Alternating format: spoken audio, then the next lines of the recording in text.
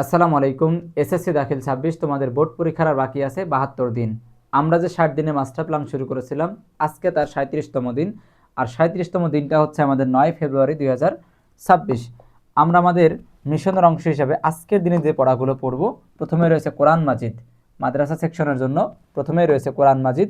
আমরা কোরআন মাজিদ থেকে শাব্দিক অনুবাদ এবং ব্যাখ্যামূলক অনুবাদ পড়ব, পাশাপাশি এর সংশ্লিষ্ট প্রশ্নগুলো আমরা পড়ব। কোরআন মাজিদ সূরা বাকারা 14 থেকে 15, মানে 14 এবং 15 নম্বর আয়াত। শুধু আয়াত পড়ব না, আয়াতের শাব্দিক অনুবাদ পড়ব, ভাবার্থ পড়ব, শানে নুজুল পড়ব এবং সংশ্লিষ্ট আয়াতের অর্থগুলো পড়ব, কোশ্চেনগুলো পড়ব।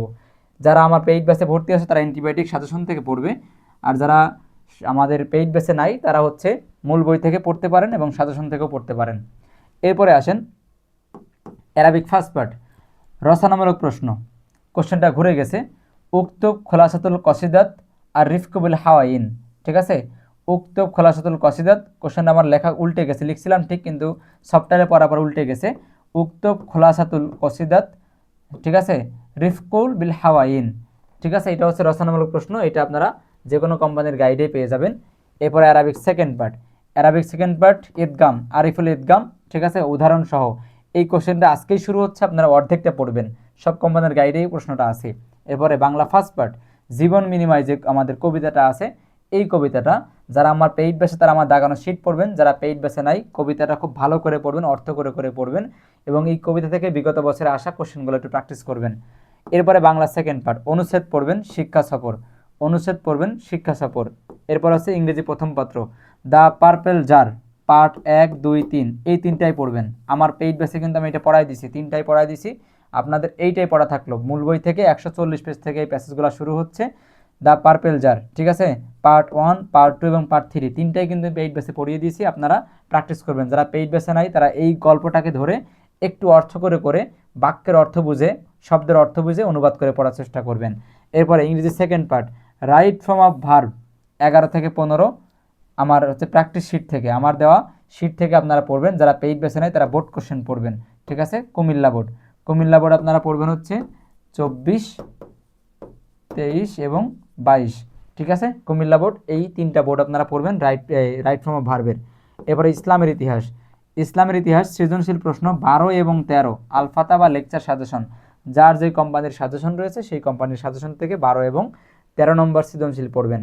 এরপরে হাই স্কুলের জন্য রয়েছে একই সিস্টেম, সৃজনশীল, ভূগোল, অর্থনীতি, বিজ্ঞান, হিসাব বিজ্ঞান, ব্যবসা উদ্যোগ, ফিনান্স এবং ব্যাংকিং, ইসলাম শিক্ষা। এগুলো হচ্ছে 2023 সালের কোশ্চেন, ঢাকা বোর্ড।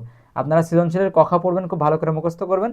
গ ঘ একটুখানি দেখে রাখবেন যে কীভাবে আনসার করা হয়েছে, উদ্দীপকে কী আছে, কোশ্চেনের চাহিদা কী এবং আনসার করার ক্রাইটেরিয়া কী হবে। এরপরে রয়েছে কি, এরপরে রয়েছে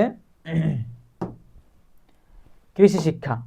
এরপরে আছে কৃষি শিক্ষা। কৃষি শিক্ষা অধ্যায় নাম্বার 2, মাছের আবাসস্থল রক্ষায় মৎস্য সংরক্ষণ আইনের গুরুত্ব ব্যাখ্যা করা, মূল বই থেকে 2য় অধ্যায়। ঠিক আছে, এই টপিকটা পড়বেন।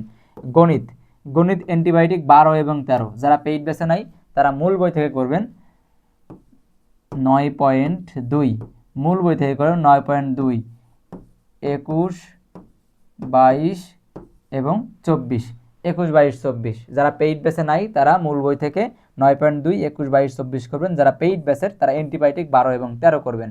আর মডেল টেস্ট আজকে হচ্ছে বাংলা, মডেল টেস্ট হচ্ছে আজকে বাংলা লেকচার মডেল টেস্ট। যারা মাদ্রাসায় লেকচার মডেল টেস্ট বাংলা প্রথম পত্র, বাংলা প্রথম পত্র model test number 1, model test number 1 সম্পূর্ণ।